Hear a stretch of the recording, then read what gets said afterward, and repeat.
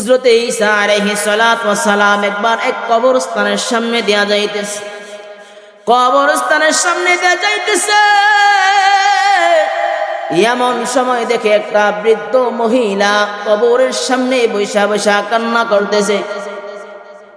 আল্লাহর নবী হযরত ঈসা আলাইহিস সালাতু ওয়াস সালামকে দেখার পর মহিলা বলল, ঠিক আছে নবীজি, আপনাকে পাওয়ার পরে আমার দিল শান্ত হয়ে গেছে। বলে কেন? কয় আল্লাহ তাআলা আপনাকে এমন পাওয়ার দিছে, আপনি মৃত্যু মানুষকে জীবিত করতে পারতেন, মৃত্যু মানুষের হালত আপনি জানতে পারতেন। ও ঈসা, আমার এক সন্তান গত কয়েকদিন আগে এই জমিনের মধ্যে দাফন করেছি, কবরের মধ্যে দাফন করেছি।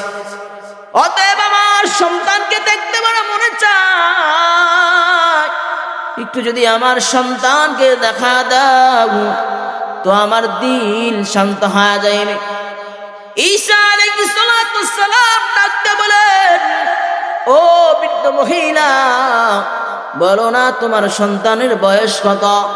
কয় আমার সন্তানটা নাবালক, ছোট্ট বাচ্চা, আমার সন্তানের বয়স মাত্র 500 বছর। মাত্র 500 বছর নাবালক একটা বাচ্চা দুনিয়া ছেড়ে অন্ধকার কবরে বাসিন্দা। আমার সন্তানটারে আমার দেখতে মনে চায়, একটু উঠায়া দাও, একটু দেখা দাও। হযরতে ঈসা আলাইহিস সালাতু ওয়াস সালাম বললেন, মাগো, এমন এক নবী আল্লাহ তাআলা দুনিয়ায় পাঠাইবেন যেই নবীর হায়াত বড় সংকীর্ণ, যেই নবীর উম্মতের হায়াত বড় সংকীর্ণ। 60 থেকে 70 বছর হায়াত পাইবে এমন একজন নবী আল্লাহ তাআলা দুনিয়ায় পাঠাইবেন। এমন এক নবীর উম্মতের হায়াত 60 থেকে 70 বছর হবে। ওই মূর্ত মহিলা অবাক হয়ে গেলেন। অবাক হয়ে বলেন, এত কম বয়সের মানুষ কি হবে? বলে হ্যাঁ হবে। আল্লাহ তাআলা যা ইচ্ছা করে তাই পারে, এটা আল্লাহ তাআলার ঘোষণা। ওই বৃদ্ধ মহিলার আকুল আবেদনে হযরত ঈসা আলাইহিস সালাতু ওয়াস সালাম কবরে রাখা সুন্দর বাচ্চাটাকে ডাক দিয়া বলল, আল্লাহর হুকুমে দাঁড়ায়া যাও। ওই কবরের মানুষটা আল্লাহর হুকুমে দাঁড়ায় গেল। আর বৃদ্ধ মহিলা তার সন্তানকে দেখিয়া চোখের পানি ফেলায় ফেলায় কাঁদতেছে আর বলতেছে, রে আমার সন্তানকে যখন আমি কবরের মধ্যে দাফন করলাম তখন আমার সন্তানের অবস্থাটা তো এত ভয়ঙ্কর ছিল না। আমার সন্তানের চুলগুলি কালো ছিল, দাড়িগুলি কালো ছিল, সবগুলি কালো ছিল। যুবক একটা লোক ছিল, সুন্দর। কিন্তু আজকে কবর থেকে আমার সন্তানকে ওঠানোর পর আমি দেখতে পাইলাম আমার সন্তানের চুল সাদা হয়ে গেছে, আমার সন্তানের দাড়ি সাদা হয়ে গেছে। কি ব্যাপার, কি ব্যাপার, ই কেমন করে হইল? আর সন্তান ডাইকা ডাইকা বলে, মাগো,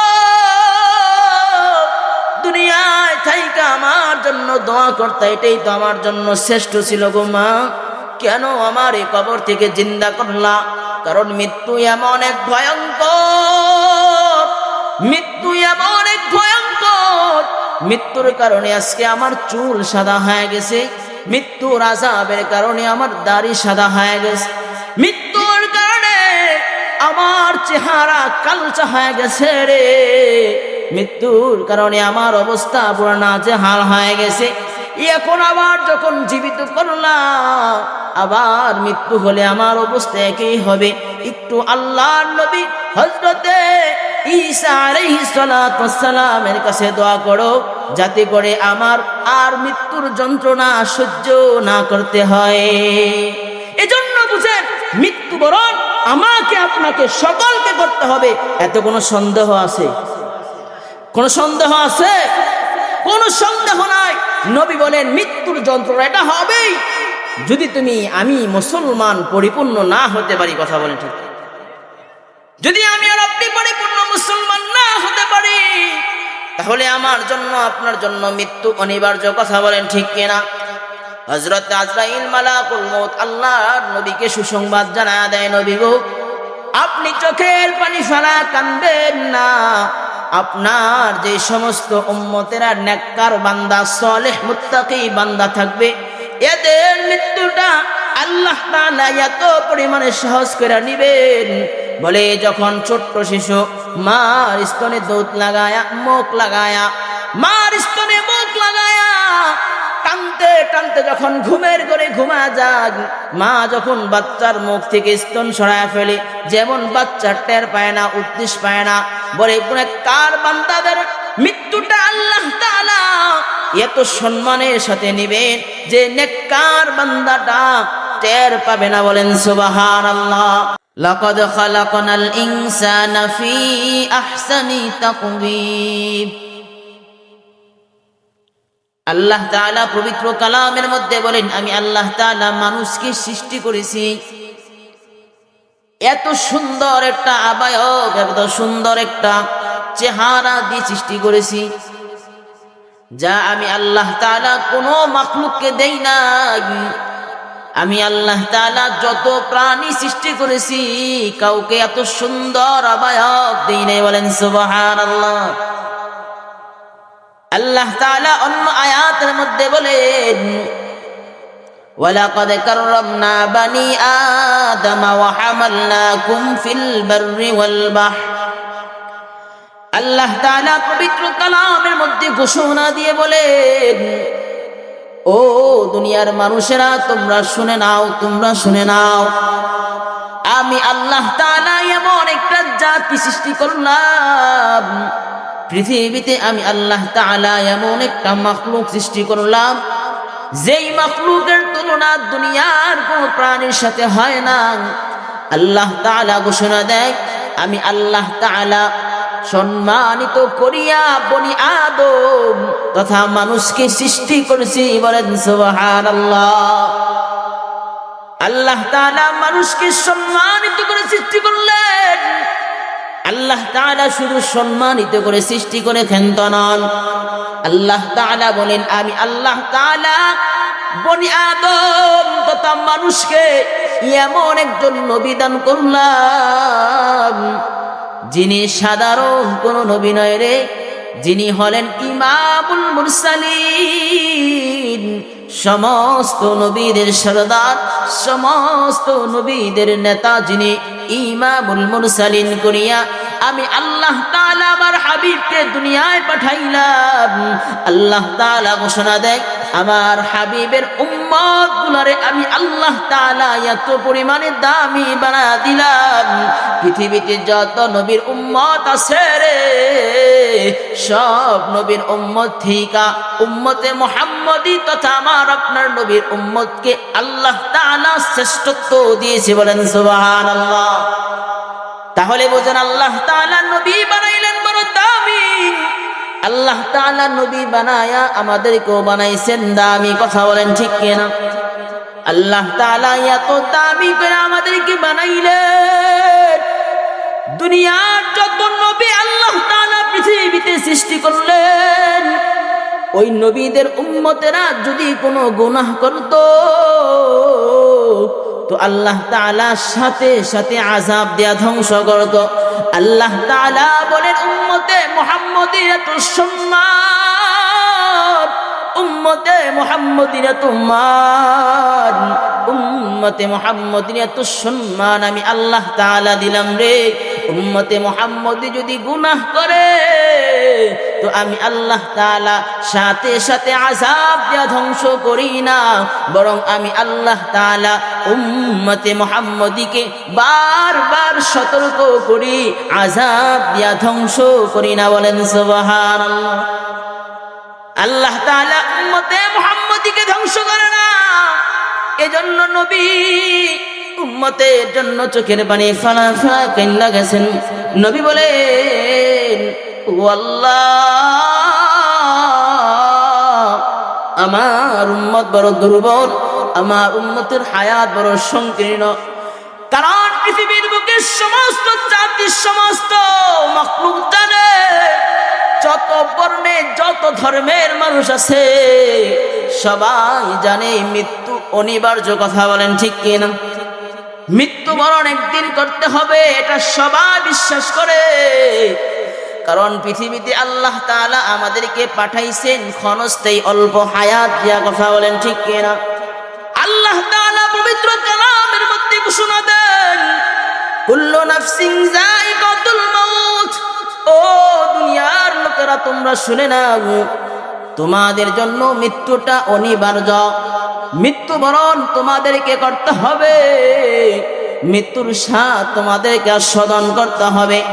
আল্লাহ তাআলা পবিত্র কালামের মধ্যে ঘোষণা দেন, আইনামা তাকুনু ইউদরিকুমুল মাউত ওয়ালাউ কুনতুম ফি বুরুজিম মুশাইয়াদা।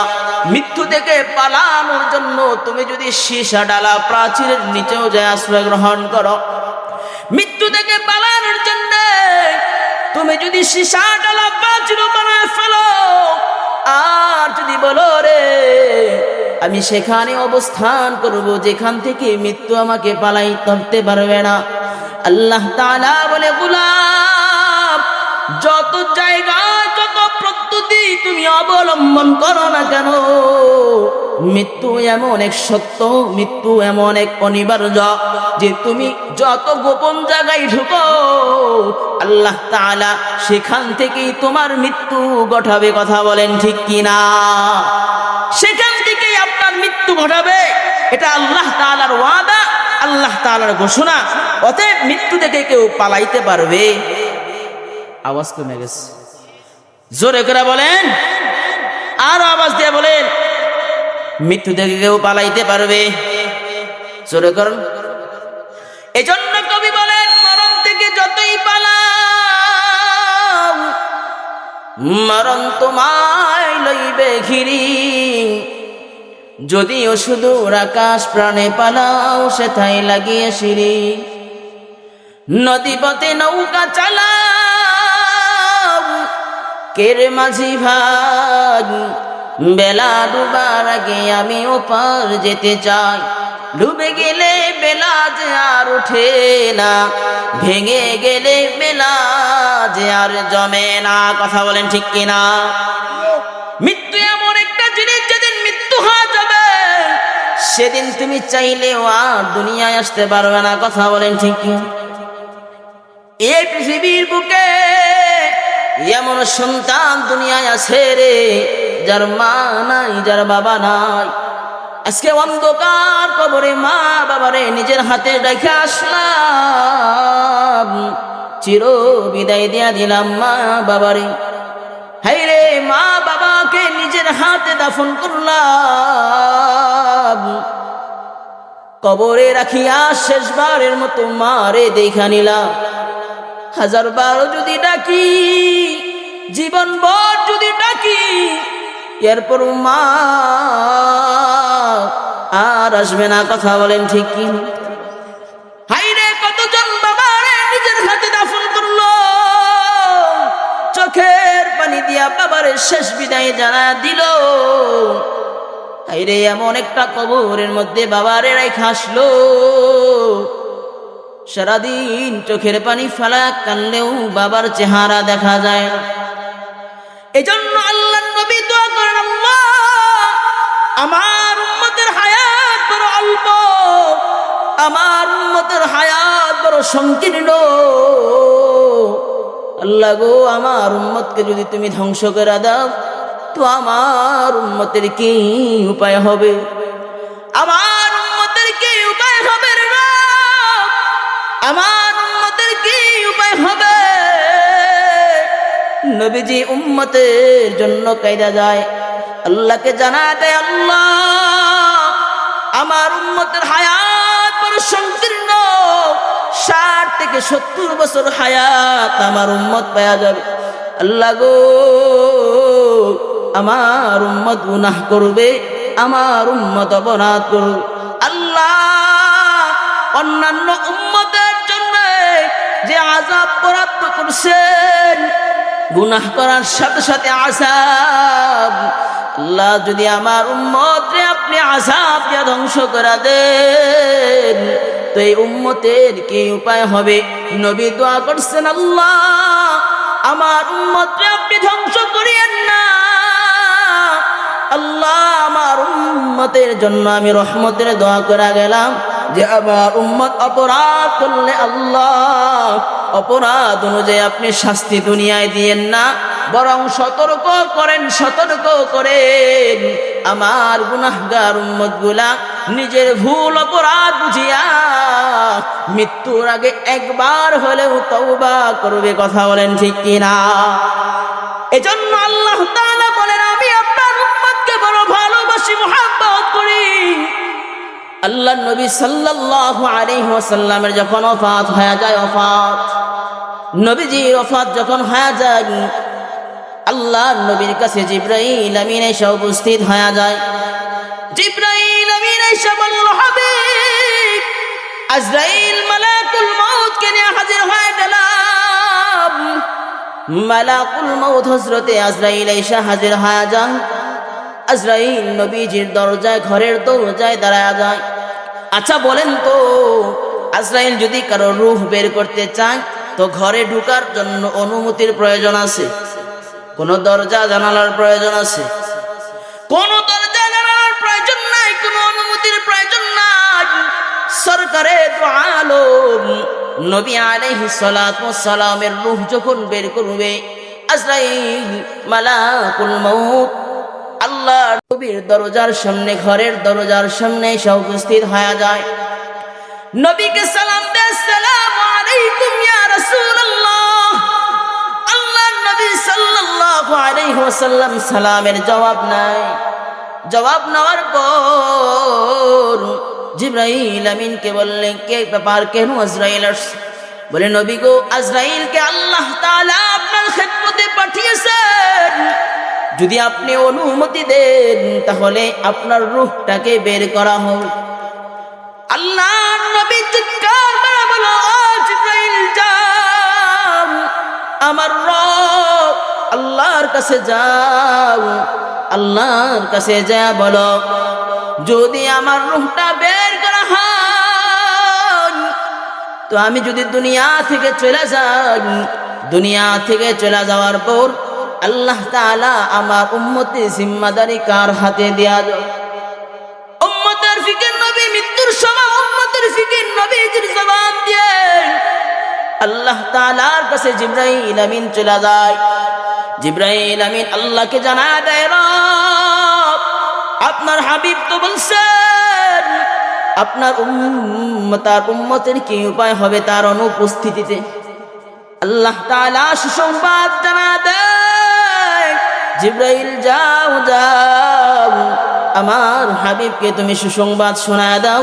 নবীজি যখন দুনিয়া থেকে চলে যাবে, নবীজির যখন ওফাত হয়ে যাবে, নবীজির অনুপস্থিতিতে নবীর উম্মত তথা আল্লাহর বান্দাদেরকে আল্লাহ তাআলা স্বয়ং নিজের জিম্মায় রাখবে। বলেন সুবহানাল্লাহ। আরো বাসতে বলেন সুবহানাল্লাহ। আল্লাহ নবীকে যখন সুসংবাদ শোনা দেন, নবীজি বলেন, আজরাইল ঠিক আছে, আমার রূহ বের করে নাও। মৃত্যুর যন্ত্রণা বড় ভয়ঙ্কর। নবীজি ইচ্ছা করলে কিন্তু মৃত্যুর যন্ত্রণা এটা সহ্য না করেও তার মৃত্যু হয়ে যাইত। মৃত্যু যখন বরণ করবে, আজরাইল নবীজির শরীর থেকে রূহ বের করতেছেন। নবীজি বলেন, মৃত্যুর যন্ত্রণা এত ভয়ঙ্কর, মৃত্যুর যন্ত্রণা এত ভয়ঙ্কর। আল্লাহ নবী সাল্লাল্লাহু আলাইহি ওয়াসাল্লাম যখন মেরাজের মধ্যে যায়, মেরাজের মধ্যে যাওয়ার পর নবীজি মেরাজে গেলেন। রবের দিদার লাভ করার জন্য মেরাজে নবীকে রব নিয়ে যান। রবের দিদার লাভ করার জন্য যখন সপ্তম আসমান ভেদ করিয়া আল্লাহ নবীকে নিয়ে জিবরাইল আমিন যখন আল্লাহর আরশ প্রাণে ছুঁইটা যায়, পথের মধ্যে দেখতে পান হযরত মালাকুল মউত আজরাইল একটা গাছের নিচে বসে আছে, ধ্যান করে বসে আছে। এমন মনোযোগ, আল্লাহ নবী হযরতে আজরাইলকে সালাম দেয়, কিন্তু আজরাইল সালামের জবাব নেয় না। আজরাইল সালামের জবাব নেয় না। আজরাইল তার কাজের মধ্যে এত পরিমাণে মনোযোগ যে আজরাইল নবীর সালাম দিছে, সালামের জবাবও নেয় না। নবী করিম সাল্লাল্লাহু আলাইহি ওয়াসাল্লাম দাঁড়িয়ে আছেন। হযরতে জিবরাইল আমিন আজরাইলকে ডাক দেয়া বলে, আজরাইল দেখো না তোমার সামনে কে আসছে। এমন একজন নবী তোমাকে সালাম দিয়েছেন, যিনি হলেন সাইয়্যিদুল মুরসালিন, যিনি হলেন রাহমাতাল লিল আলামিন, দু জাহানের বাদশাহ, আল্লাহর প্যারা বন্ধু হযরতে মুহাম্মদুর রাসূলুল্লাহ সাল্লাল্লাহু আলাইহি ওয়াসাল্লাম তোমারই সালাম দিছে, তুমি কি জবাব নিতে পারো না? আজরাইল মালাকুল মউত নবীজির দিকে তাকায়া ওয়া আলাইকুম আসসালাম সালামের জবাব নিলেন। নবীজি আজরাইলকে ডাইকা বলে, আজরাইল রে, ও আজরাইল তুমি কি কাজ করতেছ? আজরাইল ডাকতে বলল, ইয়া রাসূলুল্লাহ, আল্লাহ তাআলা আমাকে এই গাছের নিচে দাঁড় করায় দিয়েছেন। এই গাছের যতগুলি পাতা আছে সবগুলি পাতার মধ্যে বনি আদম তথা সমস্ত মাখলুকের নাম লেখা আছে রে। যদি আমাকে অনুমতি দেওয়া হয় আর এই গাছের পাতাগুলি জমিনের মধ্যে ছড়িয়ে পড়ে, তো আমি ওই পাতার মধ্যে যার নাম ঠিকানা আছে ওই নাম ঠিকানা অনুযায়ী আমি সেই জায়গার মধ্যে উপস্থিত হয়ে যাই। উপস্থিত হয়ে তার রূহটাকে আল্লাহর হুকুমে বের করে আনি। আল্লাহ নবী ডাইকা বলে, আজরাইল বলো না মৃত্যুটা কেমন ভয়ঙ্কর, মৃত্যুটা কেমন ভয়ঙ্কর।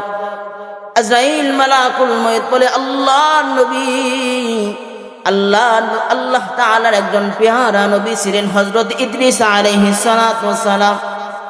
হযরত ইদ্রিস আলাইহিস সালাতু ওয়াস সালাম একবার আল্লাহর নিকট আরজি জানাইলেন আর বললেন, আল্লাহ মৃত্যুটা কেমন আমি একটু স্বাদ অনুভব করতে চাই। আল্লাহ তাআলার নিকট যখন হযরত ইদ্রিস আলাইহিস সালাতু ওয়াস সালাম আরজি পেশ করলেন, আরজি পেশ করার পর আল্লাহ তাআলা আজরাইল মালাকুল মউতকে ইদ্রিস আলাইহিস সালাতু ওয়াস সালামের নিকট পাঠায় দেয়।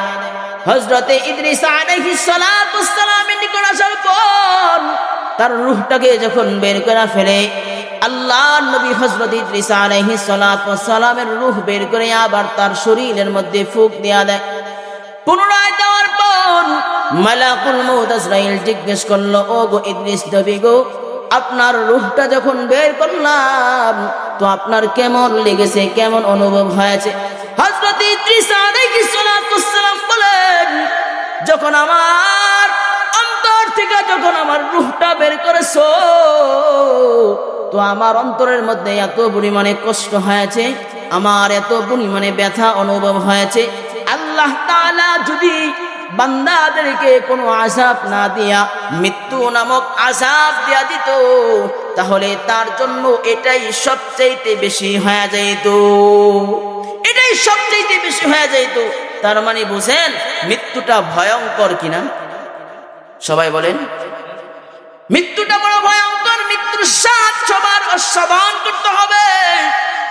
এই মৃত্যু থেকে কেউ পালাইতে পারবে না। দুনিয়ার যত ক্ষমতাওয়ালা বান্দা থেকো, দুনিয়ায় যত ধন সম্পদওয়ালা বান্দা দেখো, কেউ মৃত্যু থেকে পালাইতে পারে না।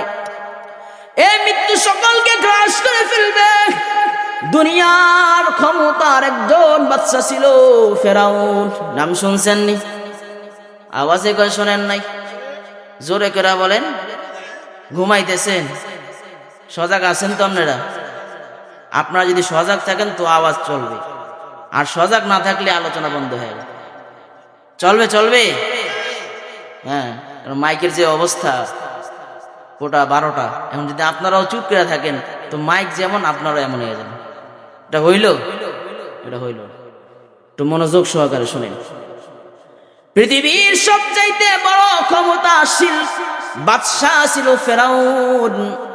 ফেরাউনের বাদশার এত ক্ষমতা, মিশর যার হুকুমে চলে, নীলনদ যার হুকুমে চলে, ফেরাউনের হুকুমে নীলনদ চলে, মিশরের মানুষ যার হুকুমে চলে। ফেরাউন নিজে খোদা দাবি করছে আর বলছে, আমি হলাম তোমাদের খোদা, তোমরা যদি আমার এই খোদা না মানো তো তোমাদের করদান চলে যাবে, মৃত্যু নিশ্চিত, তোমাদের মৃত্যু হয়ে যাবে। কথা বুঝেন? যখন এই হুকুম দিলেন, সমস্ত মানুষ ফেরাউনকে খোদা বইলা বিশ্বাস করলো। আল্লাহ তাআলার পেয়ারা বান্দা হযরতে মূসা আলাইহিস সালাতুস সালাম বলেন, না, আমার একজন রব আছেন, তুমি খোদা হইতে পারো না, তুমি খোদা হইতে পারো না, আল্লাহ হলো খোদা। ফেরাউন এত এত ক্ষমতার মালিক, যার কথায় সবাই উঠে, যার কথা সবাই বসে। একটা সময় এমন হয়ে গেল, মিশরের বাদশা ফেরাউনকে আল্লাহ তাআলা নীল নদে ডুবায়া ধ্বংস করছে। কথা বলেন ঠিক কিনা? নীল নদে ডুবায়া ফেরাউনকে আল্লাহ তাআলা ধ্বংস করছেন। শুধু তাই নয়, দুনিয়ার একজন জালেম বাদশা ছিল নমরুদ। আল্লাহ তাআলা নমরুদকেও ধ্বংস করা দিস। নমরুদ তারা বলে, আমি তো বড় খোদা, আমার থেকে বড় খোদা আর কে আছে? ইব্রাহিম নবী বলে, না রে, তোর থেকে বড় খোদা একজন আছে, আল্লাহ। ইব্রাহিম নবীকে ডাক দিয়ে বলে, তোমার আল্লাহর কি পাওয়ার? ইব্রাহিম নবী বলে, আমার আল্লাহর পাওয়ার কত তোমরা জানো? আমার আল্লাহর এত পাওয়ার, আমার আল্লাহ মানুষকে মৃত্যু দেয়, আবার আমার আল্লাহ মানুষকে জীবিত করে। নমরুদ রে দুইটা লোককে ধরে আনলো, আনার পর একজনকে মেরে ফেললো, আরেকজনকে ছেড়ে দিল, বলে এই তো আমার ক্ষমতা। এই তোমার ক্ষমতা, একজনকে মারছো, আরেকজনকে তুমি ফিরায় দিছো, তার রূহটা ফিরায় দিছো। বলে হ্যাঁ, তারে বাঁচায় রাখছো। বলে না রে, আমার আল্লাহ তো এমন এক রব, আমার আল্লাহ জীবিতকে মৃত্যু করে, মৃত্যু মানুষকেও জীবিত করে। বলেন সুবহানাল্লাহ। আমার আল্লাহ যা ইচ্ছা তাই করতে পারেন, আল্লাহর ক্ষমতার বাহিরে কেউ নয়। আল্লাহ তাআলা সবাইকে যা অনুমতি করেন, যা হুকুম দেন তাই করেন। আল্লাহ তাআলার হাতে অনেক ক্ষমতা, অনেক ক্ষমতা। একটা ঘটনা আপনাদেরকে শোনাই। হযরতে ঈসা আলাইহিস সালাতুস সালামকে আল্লাহ তাআলা রূহুল্লাহর পাওয়ার দিয়েছিলেন। রূহুল্লাহর পাওয়ার, রূহুল্লাহর পাওয়ার মানে মৃত মানুষকে জীবিত করতে পারত। সুবহানাল্লাহ। ওরা কি ওয়াজ করবে? এই যে দেখেন না,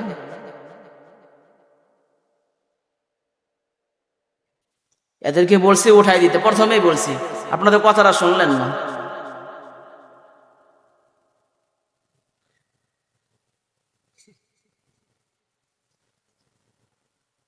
শোনেন, একটু মনোযোগ সহকারে কথাটা শুনেন, শেষ করে দিব, বুঝছি আপনাদের ওটা মনোযোগ নাই, বোঝা যাইতেছে। হযরতে ঈসা আলাইহিস সালাতুস সালামকে আল্লাহ তাআলা রূহুল্লাহর পাওয়ার দিয়েছে, রূহুল্লাহর পাওয়ার। ঈসা আলাইহিস সালাতুস সালাম কবরের সামনে দাঁড়ায় যদি বলতো, ও কবরের মানুষ তুমি উঠা যাও, আল্লাহর হুকুমে উঠা যাইত। এমন পাওয়ার দিয়েছে হযরতে ঈসা আলাইহিস সালাতুস সালামকে। এমন পাওয়ার দেওয়ার পর হযরতে ঈসা আলাইহিস সালাতুস সালাম একবার এক কবরস্থানের সামনে দেয়া যাইতেছে, কবরস্থানের সামনে দেয়া যাইতেছে। এমন সময় দেখে একটা বৃদ্ধ মহিলা কবরের সামনে বৈশা বৈশা কান্না করতেছে। আল্লাহর নবী হযরতে ঈসা আলাইহিস সালাতুস সালামকে দেখার পর মহিলা বলল, ঠিক আছে নবীজি, আপনাকে পাওয়ার পরে আমার দিল শান্ত হয়ে গেছে। বলে কেন? কয় আল্লাহ তাআলা আপনাকে এমন পাওয়ার দিছে, আপনি মৃত মানুষকে জীবিত করতে পারতেন, মৃত মানুষের হালত আপনি জানতে পারতেন। ও ঈসা, আমার এক সন্তান গত কয়েকদিন আগে এই জমিনের মধ্যে দাফন করেছি, কবরের মধ্যে দাফন করেছি। অতএব আমার সন্তানকে দেখতে বড় মনে চায়, একটু যদি আমার সন্তানকে দেখা দাও তো আমার দিল শান্ত হয়ে যাবে। ঈসা আলাইহিস সালাতুস সালাম ডাকতে বলেন, ও বৃদ্ধ মহিলা, বলো না তোমার সন্তানের বয়স কত? কয় আমার সন্তানটা নাবালক, ছোট্ট বাচ্চা, আমার সন্তানের বয়স মাত্র 500 বছর। মাত্র 500 বছর নাবালক একটা বাচ্চা দুনিয়া ছেড়ে অন্ধকার কবরে বাসিন্দা। আমার সন্তানটারে আমার দেখতে মনে চায়, একটু উঠায়া দাও, একটু দেখা দাও। হযরতে ঈসা আলাইহিস সালাম বললেন, মাগো, এমন এক নবী আল্লাহ তাআলা দুনিয়ায় পাঠাইবেন যেই নবীর হায়াত বড় সংকীর্ণ, যেই নবীর উম্মতের হায়াত বড় সংকীর্ণ। 60 থেকে 70 বছর হায়াত পাইবে এমন একজন নবী আল্লাহ তাআলা দুনিয়ায় পাঠাইবেন। এমন এক নবীর উম্মতের হায়াতও 60 থেকে 70 বছর হবে। ওই মূর্খ মহিলা অবাক হয়ে গেলেন, অবাক হয়ে বলেন, এত কম বয়সের মানুষ কি হবে? বলে হ্যাঁ হবে। আল্লাহ তাআলা যা ইচ্ছা করে তাই পারে, এটা আল্লাহ তাআলার ঘোষণা। ওই বৃদ্ধ মহিলার আকুল আবেদনে হযরত ঈসা আলাইহিস সালাম কবরে রাখা সুন্দর বাচ্চাটাকে ডাক দিয়া বলল, আল্লাহর হুকুমে দাঁড়ায়া যাও। ওই কবরের মানুষটা আল্লাহর হুকুমে দাঁড়ায়া গেল। আর বৃদ্ধ মহিলা তার সন্তানকে দেখিয়া চোখের পানি ফেলায় ফেলায় কাঁদতেছে আর বলতেছে, রে আমার সন্তানকে যখন আমি কবরের মধ্যে দাফন করলাম, তখন আমার সন্তানের অবস্থাটা তো এত ভয়ঙ্কর ছিল না। আমার সন্তানের চুলগুলি কালো ছিল, দাড়িগুলি কালো ছিল, সবগুলি কালো ছিল। যুবক একটা লোক ছিল, সুন্দর। কিন্তু আজকে কবর থেকে আমার সন্তানকে ওঠানোর পর আমি দেখতে পাইলাম আমার সন্তানের চুল সাদা হয়ে গেছে, আমার সন্তানের দাড়ি সাদা হয়ে গেছে। কি ব্যাপার, কি ব্যাপার, ই কেমন করে হইল? আয় সন্তান ডাইকা ডাইকা বলে, মাগো, দুনিয়ায় থাইকা আমার জন্য দোয়া করতে, এটাই তো আমার জন্য শ্রেষ্ঠ ছিল গো মা।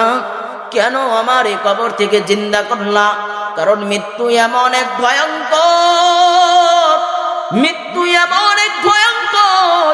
মৃত্যুর কারণে আজকে আমার চুল সাদা হয়ে গেছে, মৃত্যুর আযাবের কারণে আমার দাড়ি সাদা হয়ে গেছে, মৃত্যুর কারণে আমার চেহারা কালচা হয়ে গেছে রে, মৃত্যুর কারণে আমার অবস্থা পুরো নাজেহাল হয়ে গেছে। এখন আবার যখন জীবিত করলাম, আবার মৃত্যু হলে আমার অবস্থা একই হবে। একটু আল্লাহর নবী হযরতে ঈসা আলাইহিস সালামের কাছে দোয়া করো, যাতে করে আমার আর মৃত্যুর যন্ত্রণা সহ্য না করতে হয়। এজন্য বুঝেন, মৃত্যুবরণ আমাকে আপনাকে সকলকে করতে হবে। এত কোনো সন্দেহ আছে? কোনো সন্দেহ আছে? কোনো সন্দেহ নাই। নবী বলেন মৃত্যুর যন্ত্রণা এটা হবেই, যদি আমি মুসলমান পরিপূর্ণ না হতে পারি। কথা বলেন ঠিক? যদি আমি আর আপনি পরিপূর্ণ মুসলমান না হতে পারি, তাহলে আমার জন্য আপনার জন্য মৃত্যু অনিবার্য। কথা বলেন ঠিক কিনা? হযরত আজরাইল মালাকুল মউত আল্লাহর নবীকে সুসংবাদ জানায়া দেয়, নবী গো, আপনি চোখের পানি ফেলা কাঁদবেন না। আপনার যে সমস্ত উম্মতেরা নেককার বান্দা, সালেহ মুত্তাকি বান্দা থাকবে, এদের মৃত্যুটা আল্লাহ তাআলা এত পরিমাণে সহজ করে নিবেন। বলে যখন ছোট্ট শিশু মার স্তনে দুধ লাগায়া, মুখ লাগায়া, মার স্তনে মুখ লাগায়া টানতে টানতে যখন ঘুমের ঘরে ঘুমা যায়, মা যখন বাচ্চার মুখ থেকে স্তন সরায় ফেলে, যেমন বাচ্চা টের পায় না, উদ্দেশ্য পায় না, বলে কার বান্দাদের মৃত্যুটা আল্লাহ তাআলা এত সম্মানের সাথে নিবেন যে নেককার বান্দাটা টের পাবে না। বলেন সুবহানাল্লাহ। তাআলা কালামের মধ্যে ঘোষণা করে বলেন, ইয়া আইয়াতুহান নাফসুল মুতমাইন্না। আল্লাহ তাআলা বলেন, আল্লাহ ডাকতে থাকবে আর বলতে থাকবে, ও মুসে মুতমাইন্না, তুমি চলে আসো, আল্লাহর হুকুমে চলে আসো। আল্লাহ তাআলা ঘোষণা দিবে, ইয়া আইয়াতুহান নাফসুল মুতমাইন্না ইরজিই, বান্দা রবের দিকে, ইলা রাব্বিকি রাদিয়াতাম মারদিয়া, সন্তুষ্ট চিত্তে আজকে তুমি রবের সান্নিধ্য লাভ করো, রবের বারাকাত তুমি পেয়ে যাও। ইরজি'i ইলা রাব্বিকি রাদিয়াতাম মারদিয়াহ। আল্লাহ তাআলা ঘোষণা দেয় ফাদখুলি ফি ইবাদি, ও নেককার বান্দা, ওয়াদখুলি জান্নাতি, আজকে তুমি জান্নাতে ঢুকে যাও। যে জান্নাতের ওয়াদা তোমাকে দুনিয়ায় করা হয়েছে, আল্লাহ তাআলা সবচাইতে বড় পুরস্কার, সবচাইতে বড় নিয়ামত, আল্লাহ তাআলার জান্নাতে তুমি ঢুকে যাও। বলেন সুবহানাল্লাহ। যদি আমি আপনি নেককার হই তো আমার আপনার জন্য সুসংবাদ আল্লাহর পক্ষ থেকে থাকবে, মৃত্যুর যন্ত্রণা আমার আপনার হবে না। আর যদি আমি আর আপনি আল্লাহর দুশমন হই তো আমার আপনার জন্য ভয়ঙ্কর আযাব রেডি। কথা বলেন ঠিক কি? ভয়ঙ্কর আযাব আমার জন্য আপনার জন্য প্রস্তুত, যদি আমি আর আপনি আল্লাহর নাফরমানি দুনিয়ায় করি, আল্লাহর হুকুম আদায় না করি। কথা বলেন ঠিক কি? এজন্য দুনিয়ায় থাকতে হলে আল্লাহর হুকুম মানতে হবে। যদি আল্লাহর হুকুম না মানেন তাহলে মনে রাখবেন আমার জন্য আপনার জন্য মৃত্যু আছে না নাই? ভয়ঙ্কর মৃত্যু, ভয়ঙ্কর মৃত্যু। মৃত্যুবরণ করার পর সর্বপ্রথম ঘাঁটি হলো কবর। কথা বলেন ঠিক কি? আওয়াজে কয় ঠিক নাই, আরো জোরে বলেন। সর্বপ্রথম ঘাঁটি আমার আপনার মৃত্যুর পরও হলো কবর। এজন্য আল্লাহ নবী সাল্লাল্লাহু আলাইহি ওয়াসাল্লামের একজন সাহাবী হযরতে উসমান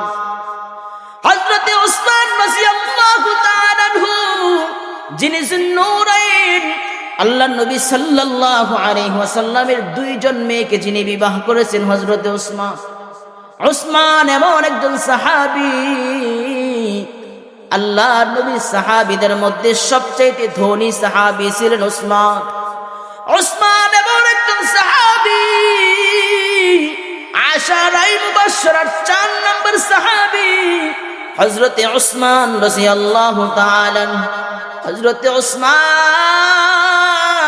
কবরের সামনে যায় চোখের পানি ফেলা ফেলা কাঁদতেন।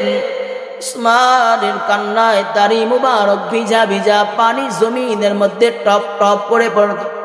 সাহাবারা জিজ্ঞেস করলেন, উসমান, কত জাহান্নামের আলোচনা আপনি করেন, কত জান্নাতের আলোচনা আপনার জবান থেকে শোনা যায়, কত নবীর সান্নিধ্যে থাকিয়া জান্নাত জাহান্নামের আলোচনা শোনেন। সমস্ত সাহাবারা নবীর সামনে বৈশা যখন জাহান্নামের আলোচনা শুনতো তখন তারা চোখের পানি ফেলায় ফেলায় কাঁদতো। এমন সাহাবী আছে রে যারা জমিনের মধ্যে গড়াগড়ি খায়া খায়া কাঁদতো জাহান্নামের ভয়ে, জাহান্নামের ভয়ে। আর সাহাবারা জাহান্নামের ভয়ে চিৎকার মেরে মেরে কাঁদতো। ও উসমান, আপনি কেন কবর দেখলে কান্দেন, জাহান্নামের কথা শুনলে কান্দেন? উসমান বলে, সাহাবী, কেন আমি কবর দেখলে কান্না করি তোমরা জানো? সাহাবী, তোমরা শুনে না, আমি নবী করিম সাল্লাল্লাহু আলাইহি ওয়াসাল্লামের জবান থেকে শুনছিলাম, আল কবরু রাউযাতুম মিন রিয়াদিল জান্নাহ আও হুফরাতুম মিন হুফারিন নার। কবর এমন একটা ঘর, কবরটা কারো জন্য জান্নাতের বাগান সমূহ থেকে একটি বাগান হয়ে যাবে, আবার ওই একই কবর কারো জন্য জাহান্নামের গর্ত সমূহ থেকে একটা গর্ত হয়ে যাবে। আমি নবী করিম সাল্লাল্লাহু আলাইহি ওয়াসাল্লামের জবান থেকে শুনছিলাম, যদি কেউ কবরের মধ্যে ধরা খেয়ে যায়, আখিরাতের প্রথম ঘাঁটি হবে কবর। কেউ যদি কবরের মধ্যে ধরা খেয়ে যায় তাহলে তার ফুলসিরাত মিজান আখিরাত সবগুলি ভয়ঙ্কর হয়ে যাবে, কঠিন হয়ে যাবে। আর যদি কেউ কবরের মধ্যে পার পেয়ে যায় তাহলে তার জন্য আল্লাহ তাআলা আখিরাত ফুলসিরাত মিজানকে সহজ করে দিবে, জান্নাতে চলে যাবে। ওসমান ডাকে ডাকে বলে, সাহাবী, তোমরা শুনে নাও, আমি উসমানের এত সুনাম, আমি উসমানের এত সুনাম সুখে, আজকে যদি আমি উসমান মৃত্যুর পরে কবরে ধরা খেয়ে যাই, এই কবর আমি উসমানকে চিনবে না, আমি উসমানের সাথে ভালো ব্যবহার করবেন।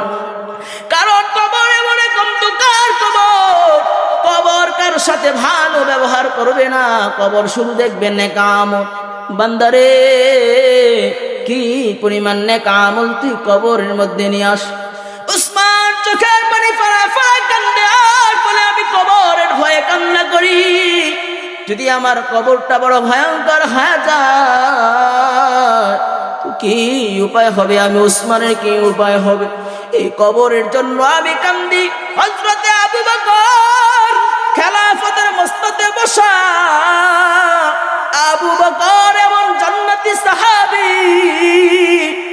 আল্লাহ তাআলা আবু বকরের ব্যাপারে বলে, আবু বকর হলো আশারায়ে মুবাশশারার প্রথম সাহাবী, জান্নাতের সার্টিফিকেট পাওয়া সাহাবী। আবু বকর এমন এক দামি সাহাবী।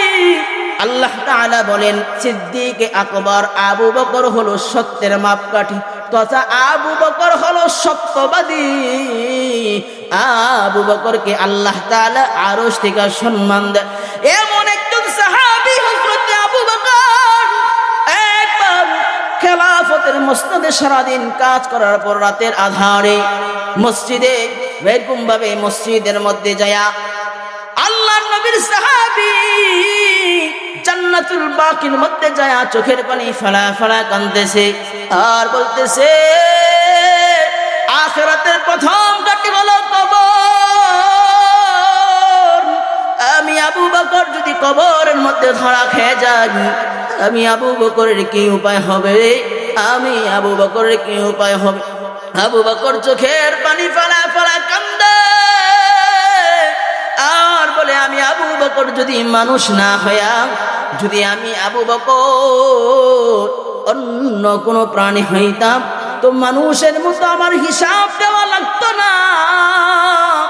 আমি আবু বকর যদি জাহান্নামের লাকড়ি হয়ে যাই, যদি জাহান্নামের লাকড়ি না হয়ে আমি আবু বকর অন্য কোন পশু পাখি হইতাম তো আমার তো হিসাব দেওয়া লাগতো না, আমার তো হিসাবের প্রয়োজন ছিল না। আর আমি আবু বকর যদি জাহান্নামের লাকড়ি হয়ে যাই তো আমি আবু বকর এত সুনাম এত সুগতি কোনো কাজে আসবে না রে। আমি আবু বকরের সাথে এত ভালো ব্যবহার আল্লাহ করবে না, আমি আবু বকরের সাথে এত ভালো ব্যবহার কবর করবে না। আবু বকর কবর দেখা দেখা চোখের পানি ফেলা ফেলা কান্ত। আর এটাই ছিল সাহাবীদের গুণ, এটাই ছিল সাহাবীদের গুণ, যে কবর দেখছে তারা চিৎকার করে কাঁদছে। আর আমার আপনার অবস্থা এমন, দুনিয়ায় এমন ভাবে চলাফেরা করি মনে হয় যেন আমাদের মৃত্যুই হবে না। কথা বলেন ঠিক? আরো জোরে বলেন। মনে হয় যেন আমাদের কোনো মৃত্যু হবে না। কবরের চিন্তা তো অনেক দূরের কথা। এমনও মানুষ আছে যারা বছরে একবার যায় ঈদের সময় কবরস্থানে। কথা বলেন ঠিক কি?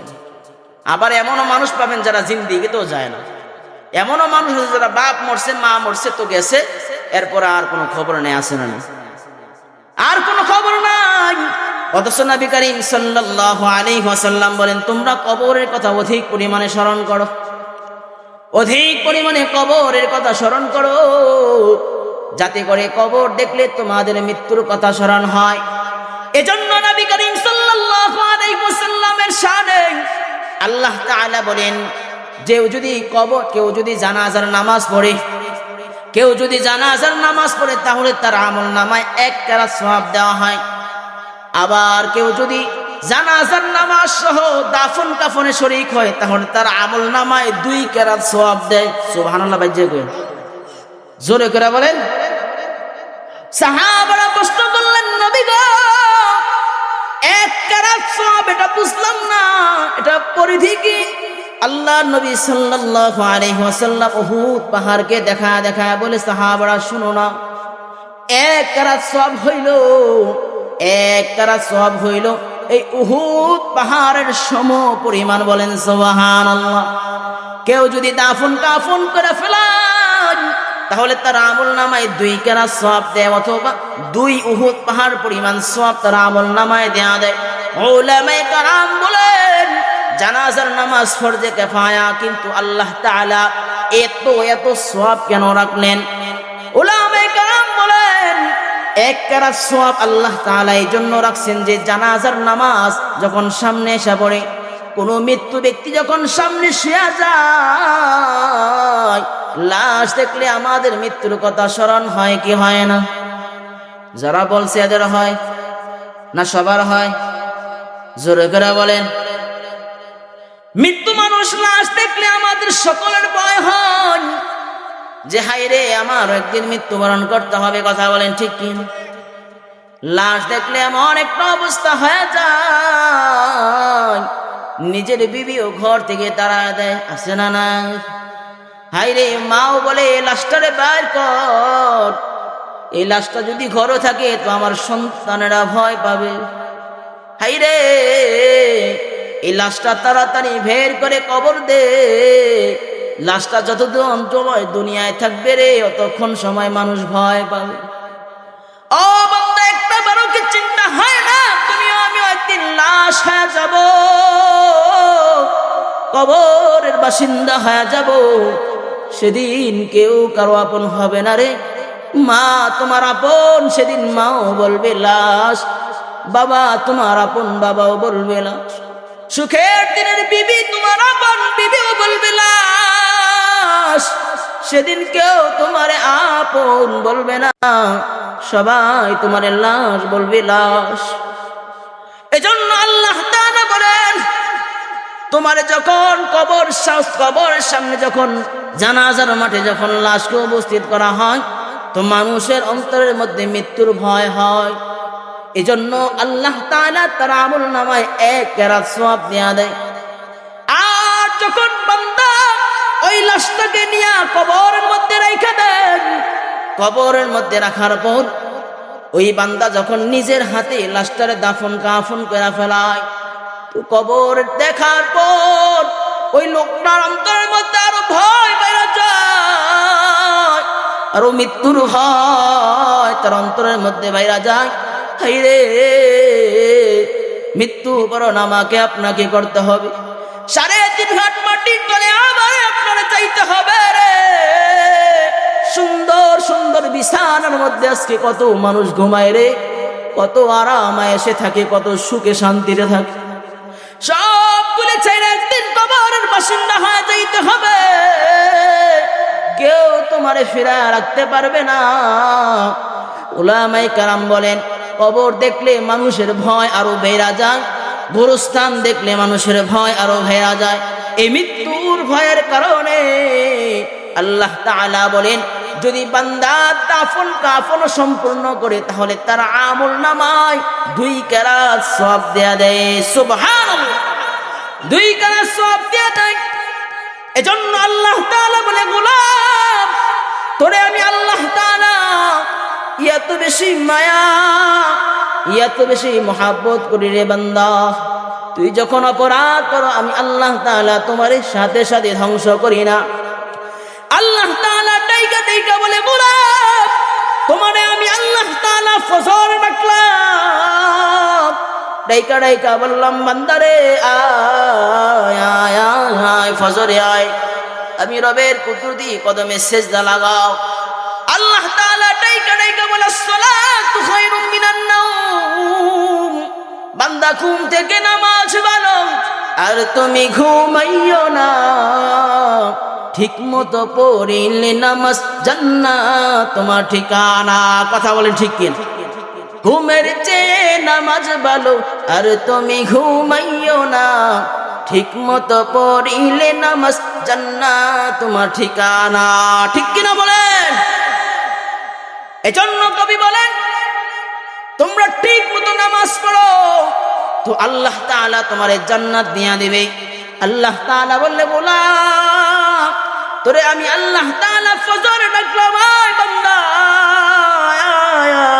আয়, আমি রবের কুদরতি কদমে সেজদা লাগাও। বান্দা তোরে ফজর ডাকাও পাইলাম না, আমি আল্লাহ তাআলা অপেক্ষায় থাকি, আমার বান্দা ফজরে আয় না, আমার বান্দা যোহরে আসবে এই অপেক্ষায় আমি আল্লাহ থাকি। আল্লাহ বলে, বান্দা তোরে আমি আল্লাহ তাআলা যোহরে ডাকলাম আর বললাম, আয় বান্দা যোহরে আয়, যোহরে আয়। বান্দারে তুই যোহরে আসলি না। আল্লাহ বলে, আমার বান্দা আসবে, অপেক্ষায় আমি আল্লাহ থাকি। আল্লাহ তাআলা বলে বান্দা তোরে আমি আল্লাহ সরে রাখলাম। আসসালাতু খায়রুম মিনান নাওম, হাইয়া আলাস সালাহ, হাইয়া আলাল ফালাহ। বান্দা আয় নামাজের দিকে আয়, কল্যাণের জন্য। কিন্তু বান্দারে আসরে ডাইকাও তোরে পাইলাম না। আমি আল্লাহ তাআলা তোর জন্য অপেক্ষা করি। আমার বান্দা মাগরিবে আসবে, মাগরিবেও তোরে ডাকলো কিন্তু পাইলাম না। আল্লাহ তাআলা বলে এরপর আমার বান্দা থেকে আমি নৈরাশ হই না। আমার বান্দা এশায় আসবে, সেই অপেক্ষায় আমি আল্লাহ তাআলা থাকি। এশার নামাজে আল্লাহ তাআলা তোরে ডাকলো, ও গোলাম, আল্লাহ তাআলার এত নিয়ামত তুমি পাইলা, আল্লাহ তাআলার এত নাজ নিয়ামত তুমি ভোগ করলা, আল্লাহর দেওয়া আলো তুমি পাইলা, আল্লাহর দেওয়া বাতাস তুমি ভোগ করলা, আল্লাহর দেওয়া রিজিক তুমি খাইলা, আল্লাহর দেওয়া অক্সিজেন তুমি নিলা, আল্লাহর দেওয়া হায়াত তুমি পাইলা। সব কিছু পাওয়ার পর আল্লাহ তাআলার গোলামি করার জন্য তুমি যাও। আল্লাহ ডাক দেয়া বলে গোলাম, তোরে আমি এত নিয়ামত দিয়ে কি ভুল করলাম? আমি আল্লাহ তাআলা তোরে এত এত নিয়ামত দিলাম, বান্দা তোরে পাইলাম না। বান্দারে আমি আল্লাহ তোরে এত এত নিয়ামত দিলাম, কিন্তু তোর সারা শব্দ পাইলাম। আল্লাহ তাআলা তখন ডাইকা ডাইকা বলে গোলাম, তুই আসার আসলি না? আমি আল্লাহ তাআলা আরশ থেকে শেষ রজনীতে প্রথম আসমানে আইসা আইসা ডাক, আয় বান্দা আয়, আয় আয় বান্দা আয়, তোর কি প্রয়োজন, তোর কি হাজত? ও বান্দা, আমি রব থেকে তোরে কিসে ফিরায় রাখবো? ও বান্দা, দুনিয়ার ভালোবাসা তোরে কি আমার রব থেকে ফিরায় রাখলো? ও বান্দা, দুনিয়ার মুহাব্বত কি আমি রব থেকে তোরে ফিরায় রাখলো? বান্দারে, আমি রবের কাছে কি একটা বার আসবা না? আমি রবের কাছে কি একটা বার আসবা না রে গোলাম? বান্দারে, দুনিয়ার মানুষ তো বড় স্বার্থপর। মার স্বার্থে আঘাত লাগলে সন্তান পরিচয় দেয় না, বাবার স্বার্থে আঘাত লাগলে জেলে ভরতেও দ্বিধাবোধ করে না, আছে না? স্বার্থে আঘাত লাগলে নিজের বিবিও চলে যায়, স্বার্থে আঘাত লাগলে নিজের সন্তান বাবা মা ছেড়া ছেড়া চলে যায়। দুনিয়ায় কেউ আপন নয়, দুনিয়াটা হলো ধোঁকা। আল্লাহ তাআলা বলে গোলাম, দুনিয়ার মায়ায়, সন্তানের মায়ায়, বিবির মায়ায় তোরে আমি রব থেকে ফেরা রাখলো। গোলাম রে, তুই কি আমি রবের নিকট আসবি না? তুই কি আমি রবকে রব বলে একটা বার ডাক দাও? গোলাম, তোরে এত এত নিয়ামত দিয়ে আমি আল্লাহ তাআলা প্রতিদিন তোর জবানের দিকে তাকায় থাকি, কখন আমার গোলাম আমারে আল্লাহ বলে একটা ডাক দিবে? কখন আমার গোলাম আমার একটা বার আল্লাহ বলে ডাক দিবে? দুনিয়ার বাবা মা যারা হয়েছে তারা বুঝবা, সন্তান যখন বাবারে বাবা বলে ডাক দেয় কলিজা শীতল হয়ে যায়। মাকে যখন মা বলে সন্তান ডাক দেন তো মার কলিজা ঠান্ডা হয়ে যায়। বাবা মা বারবার সন্তানের জবান দিয়া, মুখ দিয়া বাবা মা ডাক শুনতে চায়। কথা বলেন ঠিক কি? বারবার শুনতে চায় আমার সন্তান আমারে ডাক দিবে। তো ডাক দেওয়ার সাথে সাথে আমার কলিজা ঠান্ডা হয়ে যায়। আল্লাহ বলে গোলাম, আমি আল্লাহ প্রতিনিয়ত তোর জিহ্বা কলবের দিকে তাকায় থাকি, কখন আমারে আল্লাহ বলে ডাক দিবা? কখন আমারে আল্লাহ বলে একটা ডাক দিবা? সেই অপেক্ষায় সব সময় আমি আল্লাহ বৈশা থাকি।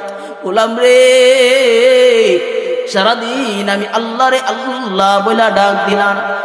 আমি আল্লাহ সারাদিন তোমার ডাকলাম, আমার ডাকও তুমি সারা দিলাম রে গোলাম। আমি আল্লাহ প্রথম দিন কিছুই বলি না, আমি আল্লাহ নিরুপায় হয়ে আবার আসমানে চলে যাই, আবার ফজরে ডাকতে থাকি, আয় গোলাম আয়।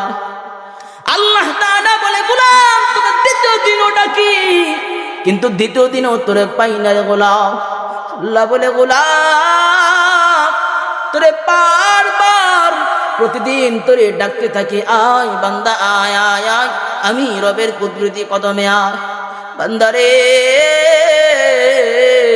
তোর হায়াতের জিন্দেগি একটা বারো কি আমি রবকে রব বইলা ডাক দিতে পারো?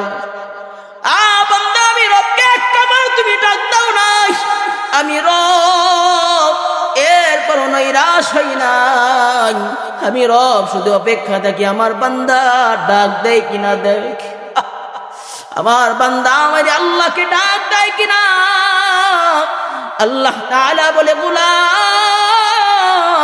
মৃত্যুর আগে একবার যদি আমি রবকে রব বলে ডাক দিয়া তোমার জিন্দেগি ভুলের কারণে ক্ষমা চায়া, তোমার জিন্দেগির অপরাধগুলিরে আমি রবের নিকট পেশ করে যদি একবার ক্ষমা চায় নাও, তো আমি আল্লাহ তাআলা তোমার জিন্দেগির সবগুলি গুনাহ মাফ করব। বলেন সুবহানাল্লাহ। মৃত্যুর আগে একবার যদি আল্লাহ বলে ডাক দিয়ে ফেলান আর বললেন রব আমার জিন্দেগির গুনাহের জন্য আমি অনুতপ্ত, আল্লাহ মালিক রে আমারে মাফ করে দাও। আল্লাহ নবী সাল্লাল্লাহু আলাইহি ওয়াসাল্লাম বলেন একটা লোক মরুভূমির মধ্যে যদি যাওয়ার পর যদি তার সব সম্পদ হারায় ফেলে, সব কিছু হারায় ফেলার পর আবার সে যদি পুনরায় পেয়ে যায়, সে পাওয়ার পর যেমন আনন্দিত হয় খুশি হয়ে যায়, আল্লাহ নবী সাল্লাল্লাহু আলাইহি ওয়াসাল্লাম বলেন যদি কোনো মানুষ আল্লাহর পথ থেকে যদি বিপদে চলে যায়, গুমরাহের পথে চলে যায়, গুমরাহের পথে চলে যদি নিজের ভুল বুঝার পর আবার যদি আল্লাহর কাছে ফিরে আসে, ওই লোকটা যেমন খুশি হয়ে গেছে রে, সব কিছু হারায়া আবার পাওয়ার পর যেমন খুশি হয়েছে, আল্লাহ তাআলা বলেন আমার গোলাম যখন আমার দিকে ফিরে যায়, আবার যখন আমি রবের কুদরতি কদমে সিজদা লাগাই, ওই লোকটার চেয়েও বেশি আমি আল্লাহ তাআলা খুশি হয়ে যাই। বলেন সুবহান। তাহলে বুঝেন বান্দা আল্লাহর কাছে যত ক্ষমা চাইবে, বান্দা আল্লাহর কাছে যত মাফ চাইবে, আল্লাহ খুশি হয় না বেজার হয়? জোরে করে বলেন। আল্লাহ তাআলা খুশি হয়। এজন্য নিজের অপরাধ ভুল বুঝে আল্লাহর নিকট ক্ষমা চাইতে পারবেন তো ইনশাআল্লাহ?